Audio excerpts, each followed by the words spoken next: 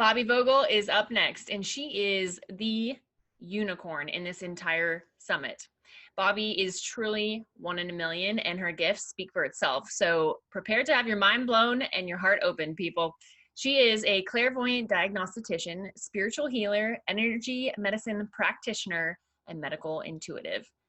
I just call her the unicorn, though. Her kindness, her kindness, especially with that red hair, her kindness will absolutely warm your soul. Her stories will leave you speechless, and her gift will give you a deeper understanding of how traumas have a massive impact on our emotional, energetic bodies and are often, almost always, the root cause of emotional eating. So, Bobby, thank you so much for being with us today. I'm so grateful and honored to have you be a part of what we crave. This is going to be a game changer. Yay! Let's get into this, girlfriend. Now, Bobby's story starts out like anyone else's, but then life had other plans for her. She knew she had a gift, but didn't quite realize what it was until life took a massive turn and she got her wake-up call. So, Bobby, tell us the story. I'll try to bottom line it.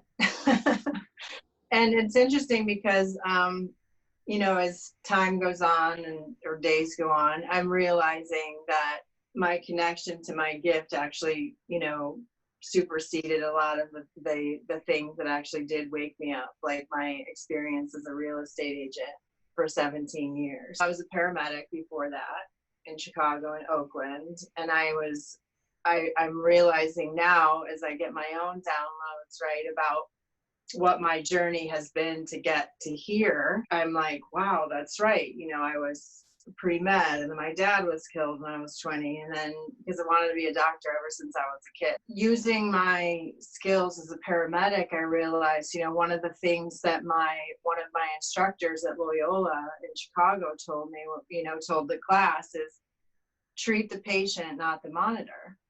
And if you think about that, that takes a bit of intuition, right? So that's basically what that's saying is like, tune into the patient, never mind what the monitor is saying. And I carried that with me. And I was really good at trauma and really good at cardiac,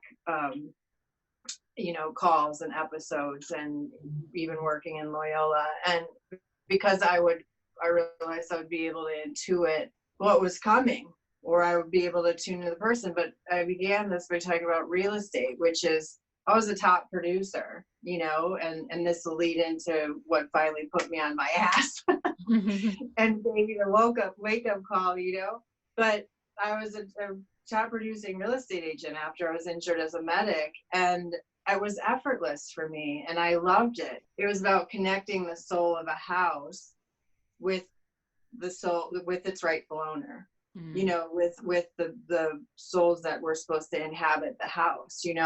I would tune in at night, when I made a new buyer, for instance, at an open house or something, I would speak with them and kind of feel into it. And then I would sit in my bed with my laptop at night, and I would look at the pictures of the houses that were kind of within what they thought were their parameters, and I would know by the picture, boom, there it is. And then I would sometimes take them to that house first, and they would end up, oh my God, this is, and buy that house.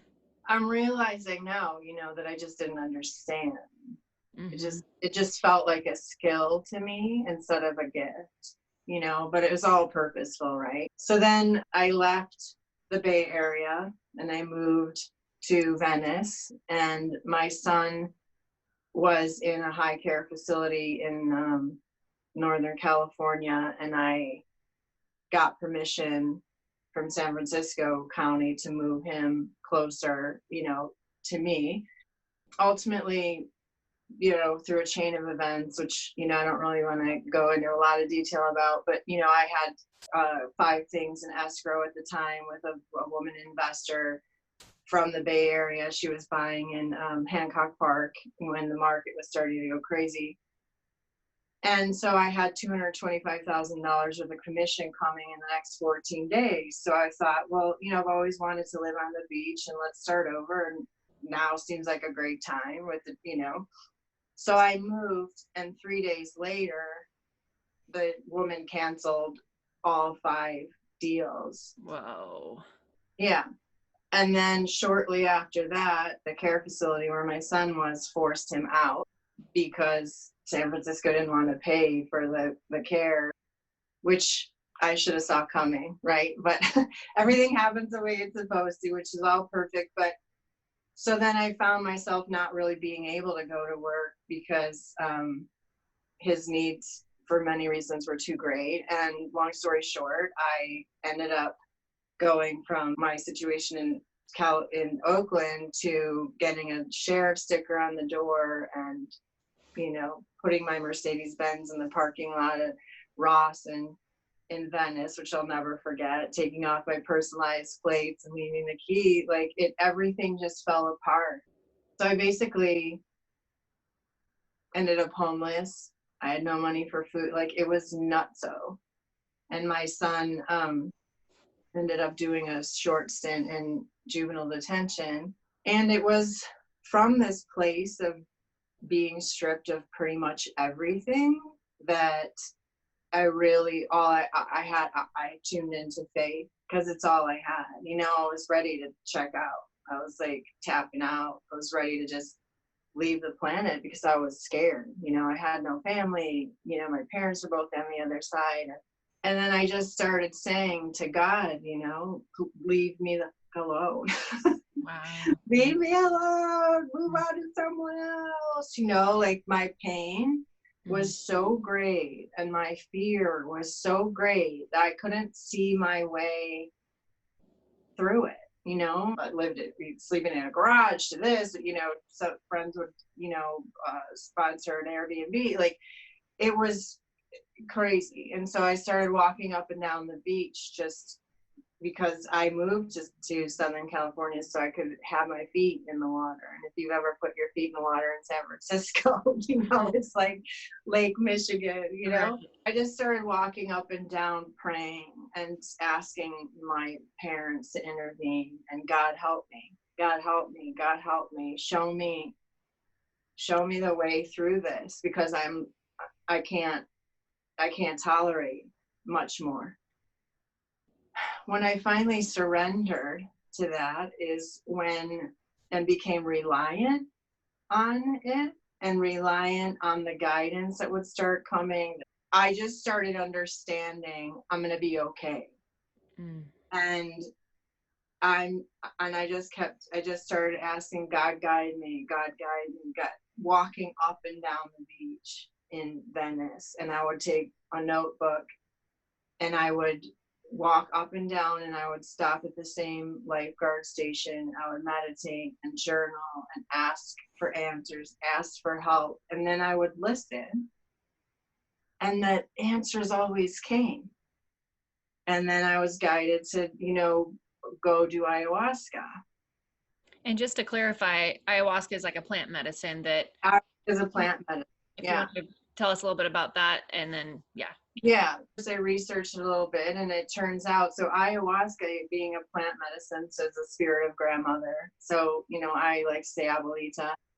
There's all kinds of scientific information, but basically, yes, it's, it's really, for me, I got completely taken down because I said, just whatever is going on for me, let's roll, And the medicine actually breaks a trauma synapse in your brain. And because we keep, every time we're triggered, we do the same thing right over and over, but this breaks the synapse and then it allows a healthy, untraumatized synapse to form. It's pretty profound, and it changed my life. It changed the course of my life. And, within it, I was told I was a healer, which is not something I ever considered. Never, not in a million years. I was like, who, me? I never considered it. And then just things started unfolding and clear guidance started coming. And then I was told to find a teacher. And then I saw this picture of Linda Howe, on Facebook, who I had known 25 years ago in Chicago, and actually did my first soul retrieval that I had ever had, which is a hilarious story because I thought I was on candid camera. I didn't believe it. I didn't believe because my dad had just been killed probably 6 months prior to that, so I didn't believe in anything. Right? I saw her picture, and she was doing Akashic Records practitioner course. And I knew right when I saw it, that's her. That's my teacher. I didn't even know what Akashic Records was, but I signed up. And the very first time I opened my own records, it was like, boom, like all my peeps showed up, and the information just was so clear. And then that's when I understood. It was just so. It's like the floodgates were opened, kind of. Yeah, the floodgates were open for me. That's where I was connected. My gift is in the Akashic Records. But I think I told you, Linda, how I actually spoke with her about a month or so ago, and she asked that I make sure that I explain that there is no medical intuition within the records, and to be clear that that's how I connected, and that it's going to be different for everybody. And it's a great tool for self-healing, self-awareness. And I really utilized it for that because I needed to clear away, which is what we're all needing to do. Look at the state of the world right now. I mean, we're filming this as we're under lockdown, right, with coronavirus. Mm-hmm. And so you can see, right, the need for healing and the state of the world and the need for healing so that we can all vibrate higher and we can all move towards life purpose, because that's why we're here. For me, at least, I couldn't move forward with my life purpose until I cleared a bunch of stuff out.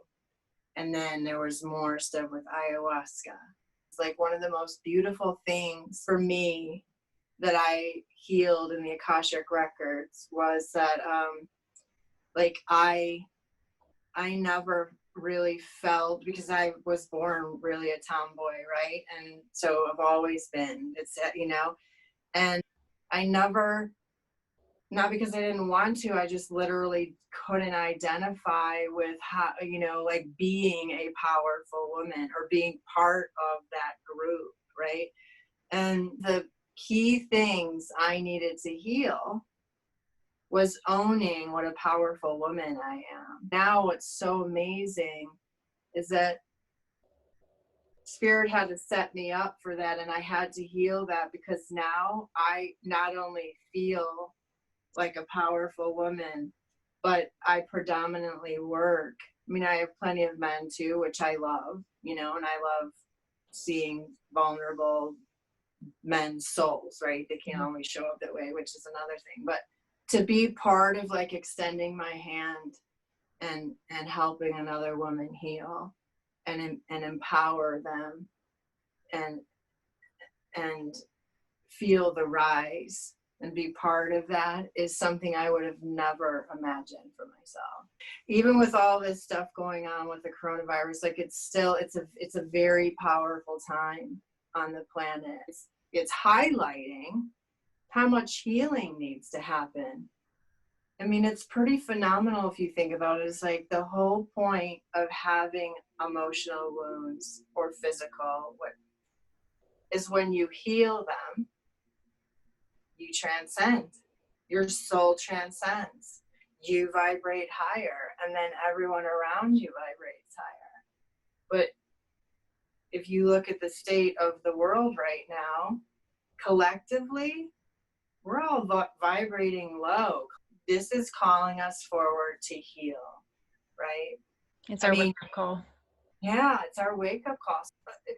Think about the level of woundedness that someone has to have to create a virus like this. That is emotional wounds running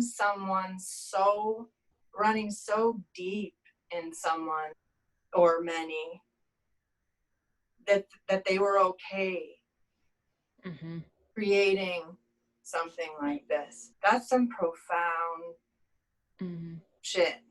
And even though there's a reason for everything, right? And which is really hard because there's so much fear and so much pain and so much loss happening right now.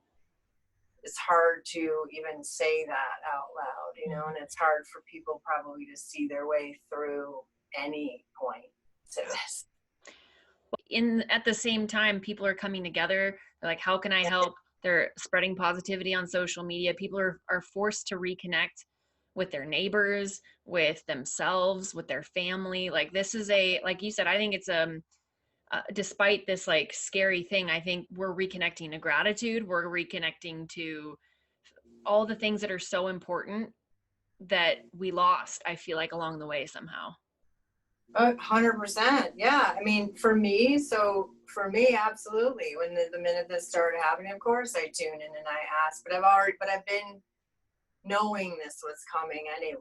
You know, I knew it has to, because I see and I understand my life purpose is to try to make a dent, help make a dent in this by helping other people heal. I mean, that's my life purpose, and I'm very clear on that. But you see, it shouldn't take this. It should not take a massive virus that's wiping people out in order for people to care about each other, in order for people to want to connect, in order for people to, you know, read a book. It's self-care. I worry about suicide right now. Not only people are having to be alone, but even there's people who aren't alone, but who, and it's no judgment, this is just what's true, is this, there's people who are in so much pain that it's intolerable to them. So they, you know, they're out busying themselves, or they're like, you know, addicted to their job or addicted to social media or whatever it is, because they can't tolerate their own pain to sit still in it. We asked to be woken up when it's time. And it's clear that there's a lot of people who have not been heeding that, you know, wake up call. And now this is what is happening. It's like, we're all right, we're going to lock it down and force people to sit in their wounds and care about their own lives.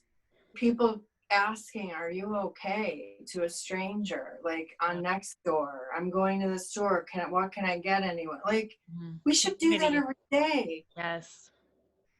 We should do that every day. I hope that this stays once this passes, right? But it's so important. Yeah, I mean, this topic ties in with what we're talking about today so perfectly. I'm so glad you brought that up, because I agree. I think it's a massive wake-up call for all of us.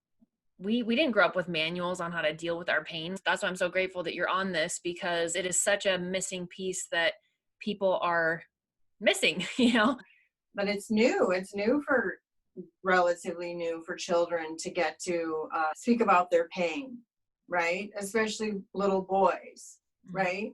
So we have a lot of little boys who happen to be in men's bodies because they weren't allowed to talk about emotional pain or trauma or anything. The men that I work with, it's astounding, because they can come in looking, you know, big and burly, whatever, and these guys have such pain in their hearts and their bodies, and a lot of them are trapped at like 4 years old emotionally, because they're actually these beautiful, kind souls, right? Compassionate and vulnerable, but they didn't get to be that. And that's what we need, especially women on the planet right now. We need strong, vulnerable, kind, compassionate men. My work with men is like, show up with that. Lead with that. I see who you are and I appreciate it, you know? And that shocks them because they assume that I hate men, which is hilarious. Which is hilarious because I love them. You know, I love men for sure. I love and appreciate so much when they can just allow themselves to be part of the pain. Like, we've been trained to not sit in it. Don't sit in it. It's uncomfortable. Amazon Prime it, get rid of it, just put it on a shelf and don't want to, don't deal with it. Don't even acknowledge it. Don't heal from it. Just put it away. Yeah. Some little boys want to wear tutus. Doesn't mean they're trans. They just feel like wearing it. Why shouldn't they? Their sister gets, like, who cares? Like, there's so much woundedness starting at such a young age. And it's all trapped in there. And it doesn't go away. It doesn't leave when we get older. It actually amplifies, Right. when we sign up, it is the truth. I watch it, right? Before we come in and we take a physical body, which we have to do, right? Because if we're moving around in the world, showing up to work without a body, that's not going to go well. You know what I mean? Because if we're taking a body, that means we're coming down here so that we transcend. Our soul transcends. So everything that happens down here is in service to our soul, right? Because that's why we're not here just to hang out and, like, drive fancy cars or whatever.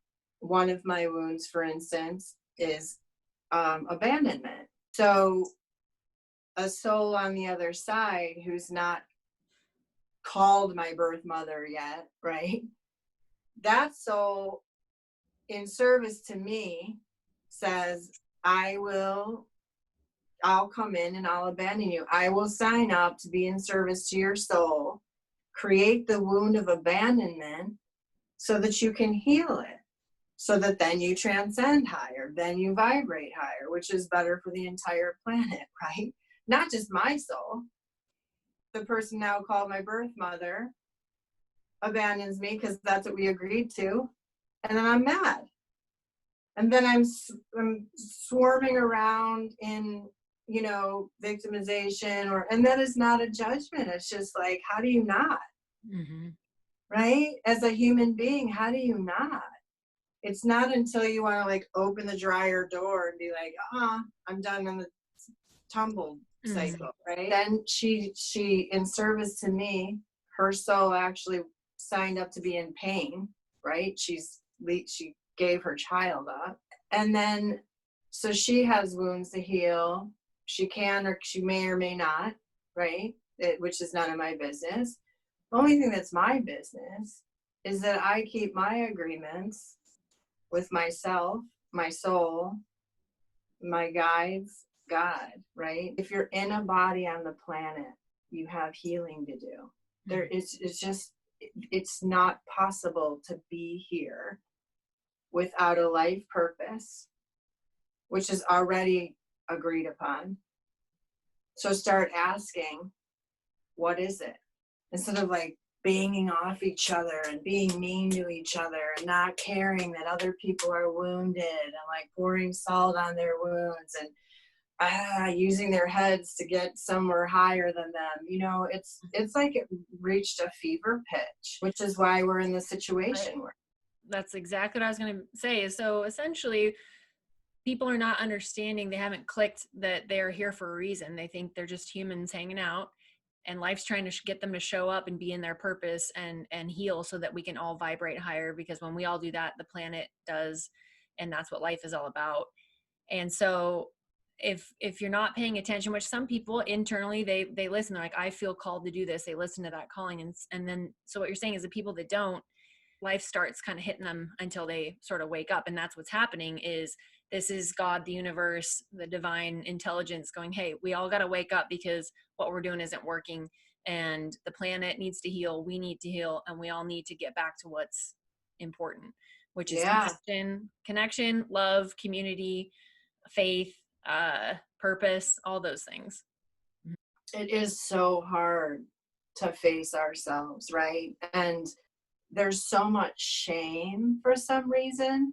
I deal with so many women. I can probably count the people that don't have anxiety, right, on one hand, because women use anxiety almost like a, a monster energy drink. The anxiety gives them a feeling of being able to get a lot done and what's happening though is like energetically you're feeding your wounds because the wounds are in your etheric body. They're sitting in your etheric body first, and your anxiety is making your whole system, your electrical system, do this. But with anxiety, most of the time we're running around outside of our body. And I see at different levels, it's called autoimmune.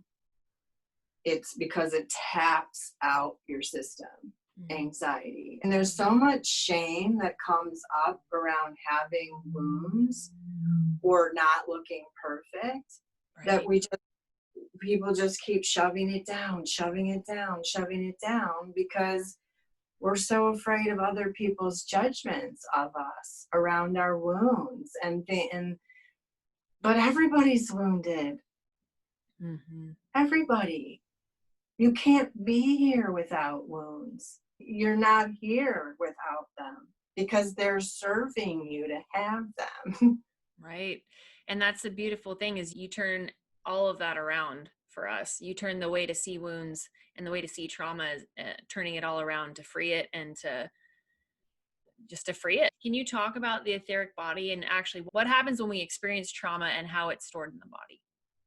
And I'm not going to name names, but this is common, right? So women who have had rape or, sexual trauma, for instance, as children, as adults, it doesn't matter what age, that experience, physical and emotional, right? So there's a physical intrusion because our etheric body comes first. It came first, and it's like I say, scientifically proven. You can look, right? You can cut a leaf in half and then whatever the brain farting on, whatever the microscope thing, you can cut it in half and you will still see the whole leaf because its energy body is still there in whole. So it would make sense, right? Then because we are energy bodies as well with a physical form. As human beings, we need to see it. We need proof, right? That is, if I can't see it, it's not there, and we can't see our wounds. We can't physically see the wounds until it's manifested in a physical illness or physical form, and then we start giving a shit. But you see, the wounds are there. You can't see them. They're trapped in your energy bodies. You can visualize cancer, right? In the physical body. Like some illness has become so dense and toxic that it's now left it's in the energy body and it duplicates into the physical body. And then Western medicine can point to it, pick at it, and then they call it cancer. You can go in and cut cancer out, for instance, but it's still in the energy body. Unless you get it out of there, it's coming back.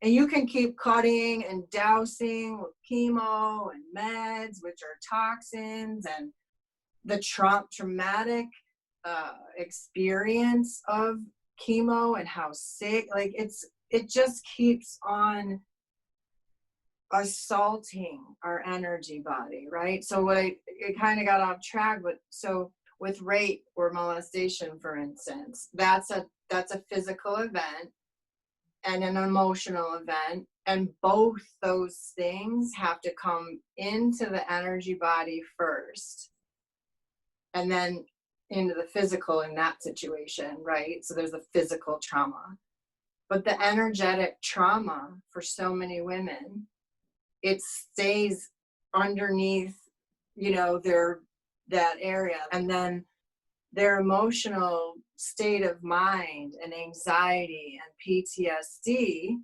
is making their whole system do this. Their electrical system is firing like this. There's no addressing or moving out the energetic trauma to our energy body, our etheric body. So that's just sitting there because when we can't see it, right? But it's there, but it's not being tended to. And then the shame comes in, and then it's like, let's pile it on, more and more and more, bury it, bury it. And then this becomes dense. It's first starts stagnating, and then it turns to density. And then the density duplicates into the physical. I don't know why I can't get pregnant. There's no reason. The doctors have tested me. I don't know why I have polyps or uterine cancer or, level 10 pain when I pee. Like it runs the gamut. It's all the same thing.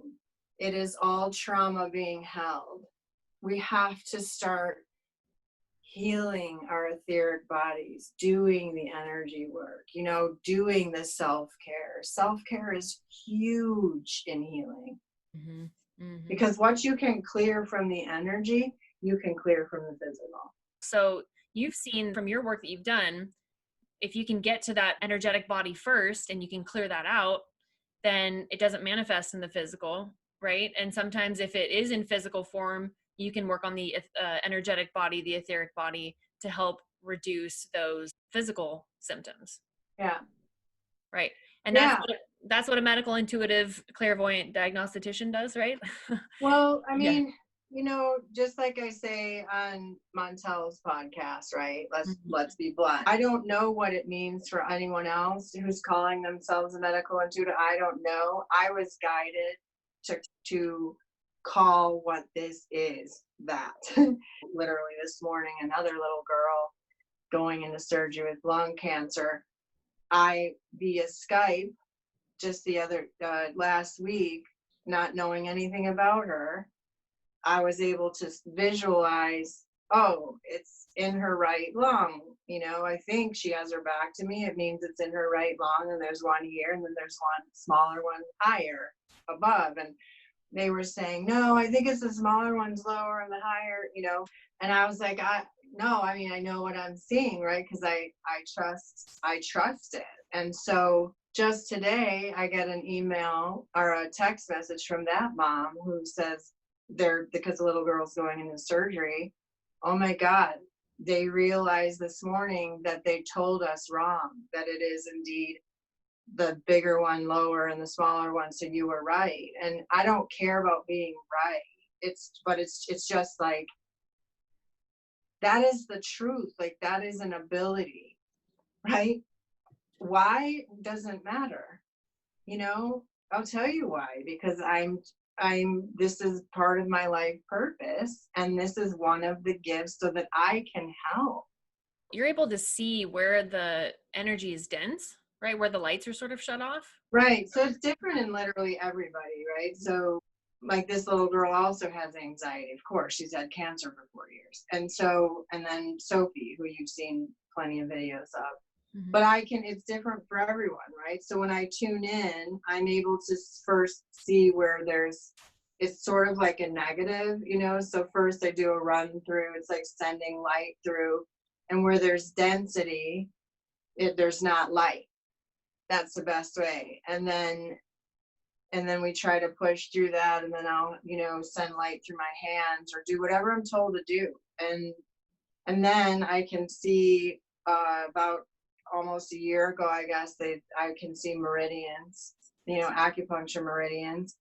And now what's happening, a recent up leveling, I call it, is when Sophie, Ryan's mom, gives her a dose of THC, A, and CBD. I can actually feel the medicine in my own body, and I can feel it hitting receptors, which is I didn't set out to say, is there a book somewhere I can read to learn how to like feel receptors? You have to wait for the gifts.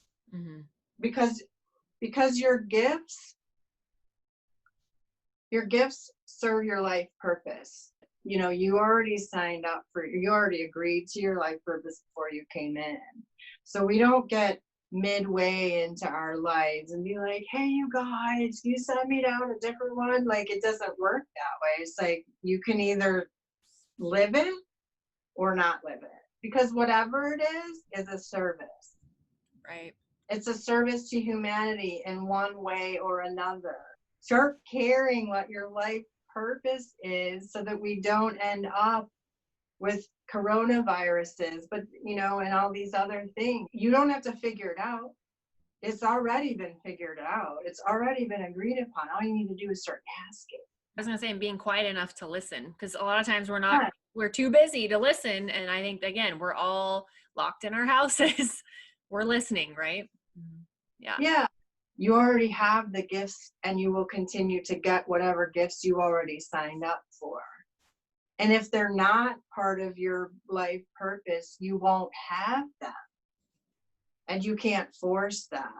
And if you try to force it, you actually could be doing more damage than good because of your ego.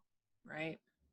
So don't be mad if your life purpose is different than somebody else's. It just appreciate it and connect with it, because I feel like once you connect with your life's purpose, life just starts happening because you're on the right path, and you'll know because you get in this flow state and things start changing. Yeah. It's the best feeling like that I've ever, right? There's no feeling like it. Growing produce is a huge service. Mm-hmm. Teaching other people's children is a huge service. I was a paramedic, right? Out there saving people's lives, literally. Everything unfolds and ends up culminating into purpose if you keep asking. You might not be standing in it right now, or you might think that you are. Just keep asking. I do it every single day when I wake up, like, God, lead me, continue to guide me and lead me, because I am clear that I've not plateaued. You're just getting going. Yeah, I'm just getting started. It's a pretty cool way to exist on the planet. Even doing this summit, was a huge thing for me, because I'm fascinated with why we emotionally eat. Why do we black out and just say F it? And I normally say that, but but it's like, why do we do that? I am fascinated with it. And I'm like, maybe I can help with 10 years of, being in the health field, that I can help bring these experts to everyone via the internet. Thank God for that. But we can actually bring this to help people to heal so that we can all heal. And this is how we change the world one person. And that is a perfect example of what I was just saying, which is, do you call yourself a healer? Mm-hmm. No, you're not off trying to do that. What you're doing is you're pulling in all the information so that other people can heal, which is a huge service, right? And you know what? It doesn't feel like work. I'm in a flow state. I'm in joy. I am just loving every minute of this. Like, I could talk about this all the time, nonstop. So I know something's clicking, and I know that's a good sign. When it comes to emotional eating, what do you think is going on from the etheric body, the energetic body, into the physical? How's that all interconnected? Well, it's all shame. It's shame-based and loneliness, right? Because if we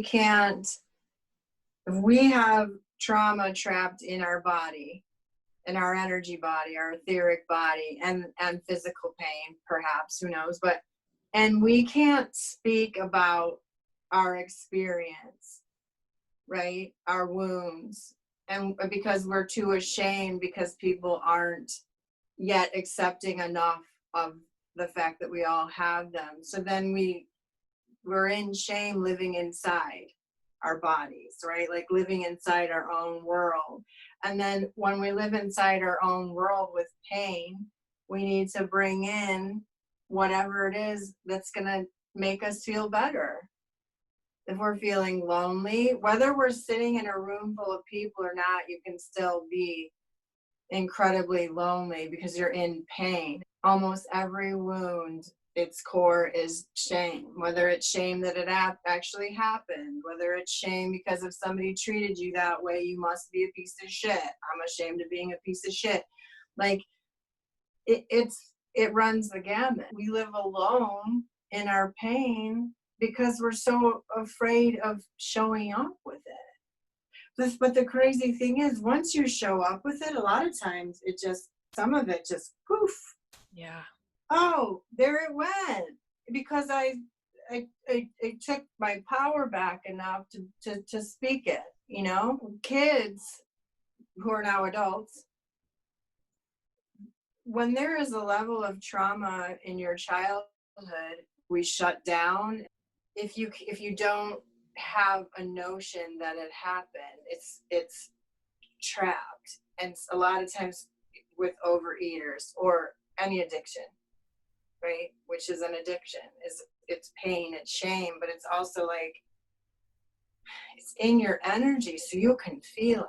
So you can feel that something's off, but you don't know what it is. And it gets to build on itself, build on itself, build on itself. And the pain becomes greater and greater.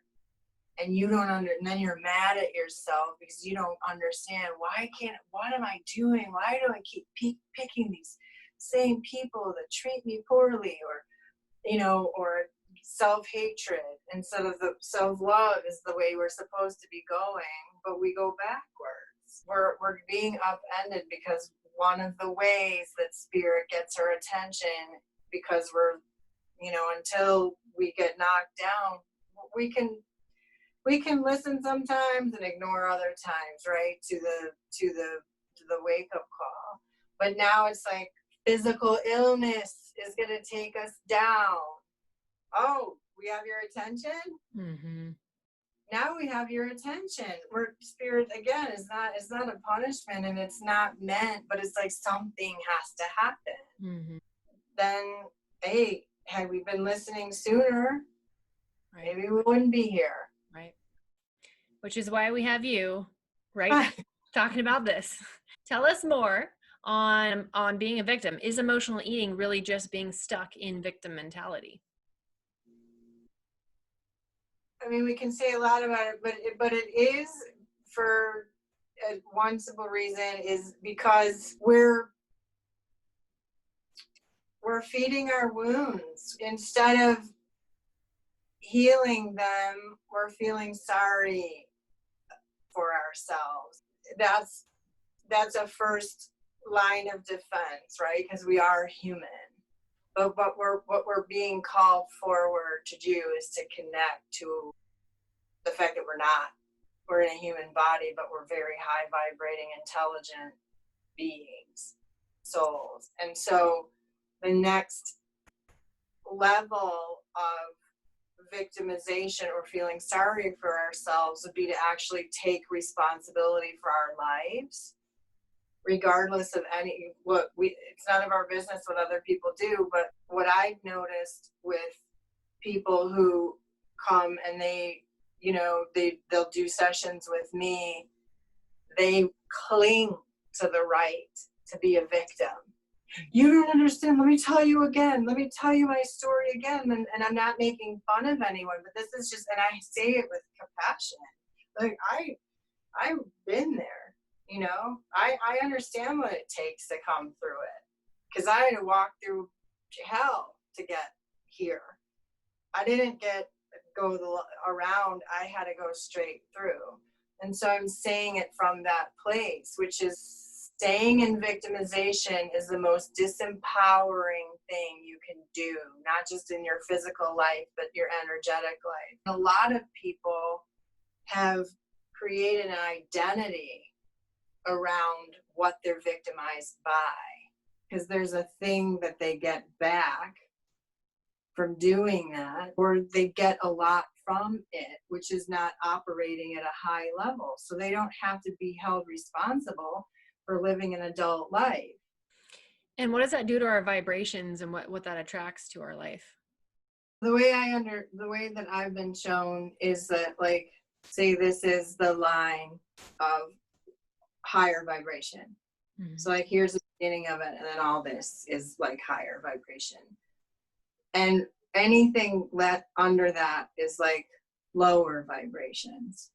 And there tends to be a lot of darkness in the lower vibrations, and that's totally real. And so victimization, for instance, is a lower vibration. It doesn't mean you're bad. You know, it doesn't mean that. It's not a judgment about that. It's just what's true, right? So if you're vibrating at a lower vibration, the only thing that can smell you is the best way to put it. It's like in the dark is our other low vibrations. And we can even, there's entity level stuff in this vibration, but addiction is a low vibration. And when we're in that level of low vibration, it doesn't mean we're bad people. It just, that's where we're vibrating. And then darkness can come in on that low vibration. So lower vibrations can't have any, you can't have anything to do with this up here. Once you reach here, it's like you can recognize and smell lower vibrations, and you're not gonna go down in there. Mm-mm. Sometimes, oops, you know, but anything up here, so this calls just more and more low vibrating experiences and lower vibrating people who fully support you in being a low vibration. When we care enough about our own soul's journey and our own soul's transcendence, separate from anyone else.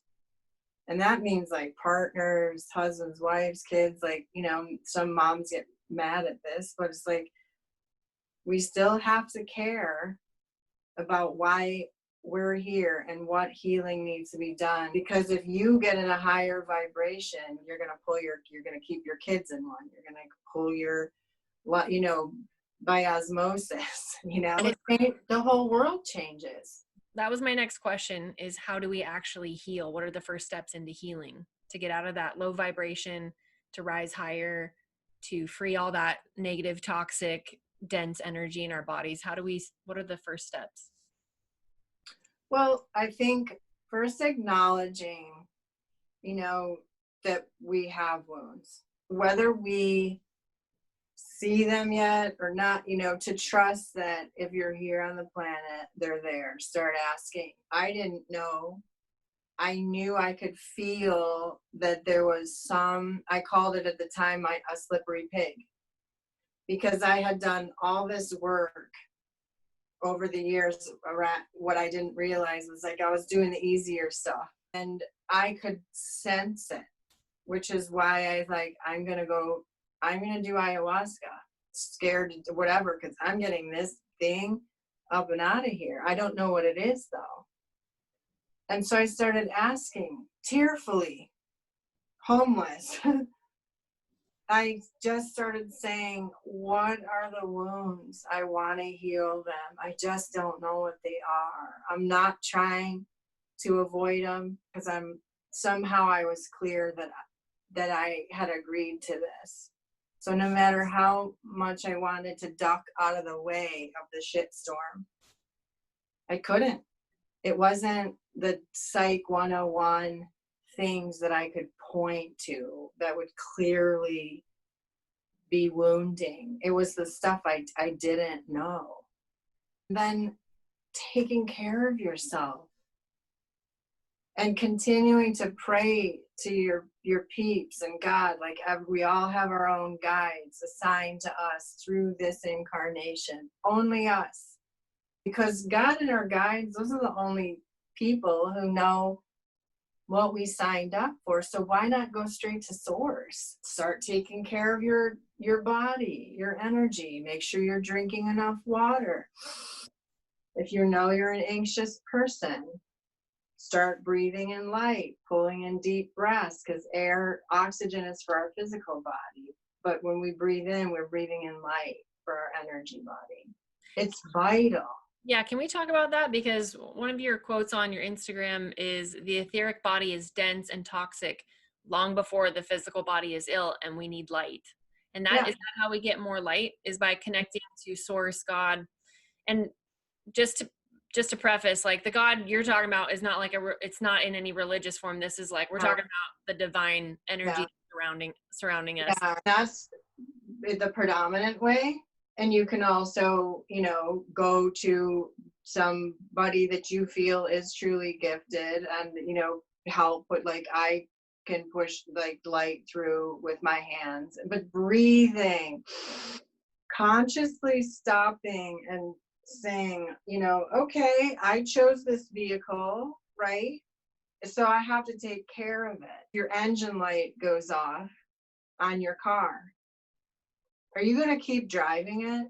If you do, what do you expect to happen? You can put a piece of tape or you can cover up the engine light and pretend that you don't see it. And then when you see smoke coming out and the car stops, what are you going to do? Oh, what the hell happened? What a piece, like, no, you just, like, you ignored an engine light. Mm. What did you expect to happen? We ignore all of this stuff and we just keep forcing ourselves, dragging our physical bodies through, pushing harder and harder because we can't sit still in our wounds. It's too uncomfortable. So we push our physical bodies to a point that we something has to give, something has to physically happen for us to pay attention. We have to start realizing, hey, I don't need to see the engine light. We care more about changing the oil in our car, especially if it's a status, thing, than we do ourselves. We ask too much of our physical bodies and our energy bodies and our soul. And so our soul has to get our attention. One of my favorite quotes is nothing ever goes away until it teaches us what we need to know. I think emotional eating that's one way that it's showing up, is something's going on and we got to clear it out. We got to heal it. Yeah. We got to talk about it. We got to sit in it. We got to dig it up and free it, and that's what this is all about. Yeah. Like, what? Start asking, how come I want to overeat? What am I trying to feed? Right? Because you're feeding a wound. So instead of continuing to feed the wound, ask the wound, hey, what do you need? Like, it's that real. Like, if we will be with ourselves on that level and be a teammate with our physical and our energy body, our soul, hey, body, you know what? I'm noticing I'm here. Thank you for, holding up as long as you have to my physical body. What is it that you need? What can I give you? What do you need to heal? Where is the pain? Without caring what anybody thinks about it, because it's your soul and your life, your evolution here. We need ourselves. Like, we really need ourselves above anything else, because from that place, everything unfolds. You cannot run around without your body, but that's what's happening. We're outside of our bodies and because we don't want to come in here because there's too much pain in here. So we're going to hang out everywhere but in here. Then things start shutting down. Like, those aren't just analogies. That's really what happens. So if you could look back on your life 10 years ago and give yourself one piece of advice that would save you years of searching, what would it be? Love yourself. Find a way to do that. I made a lot of choices based on what I thought I deserved. And because of my own, I didn't know that I didn't love myself at the time, but the choices that I made reflected that. Well, with that said, there's nothing that I regret in my life. I started loving myself at exactly the time that I was supposed to. I experienced all the things that showed up as a lack of self-love because I was supposed to. Like, spirit finally had to get my attention because I wasn't paying attention. I wasn't doing the healing that I needed to do so that I could get on track to my life purpose, right? So they had to do a whopper with me, which is take everything, until I started asking, what the hell?